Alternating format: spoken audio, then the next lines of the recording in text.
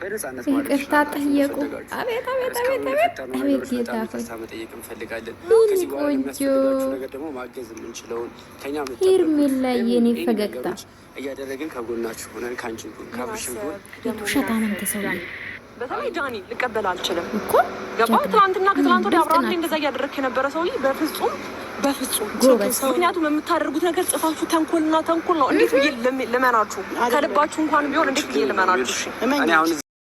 ቤተሰብ ዳኒና ሜሪ ሄርሜላን ይቅርታ ጠይቋታል። ጋይስ ምን ይመስላችኋል? ከዚህ በፊት ምን ብያችኋለሁ? እንደ አዲስ ድራማ ጀምሯል አላልኳችሁም?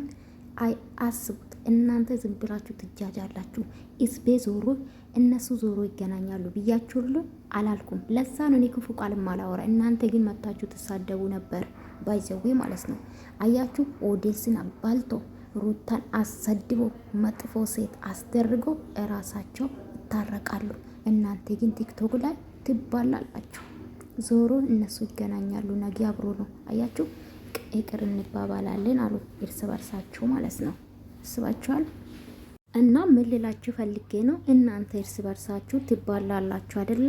እነሱ ግን ይቅርታ ተባባሉ። አያችሁ ሄርሜላን ይቅርታ ጠይቋታል። ከዛ ደግሞ ከአብርሽ ጋር ሰላም መሆን እንፈልጋለን አሉ። አያችሁ እናንተ ግን ምን አደረጉ?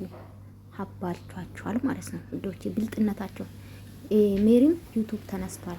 ሄዳንም እየሄደለት ነው። አያችሁ እነሱ ሰላም ይፈጥራሉ። እናንተ ጋር እንደዛ ተሰዳድቡ ነበር። አትታወቁም። ንቁ። ለማንኛውም ተመልካች ማለት ነው። ለማንኛውም ሄርሜላ ይገባሻል የኔ ውድ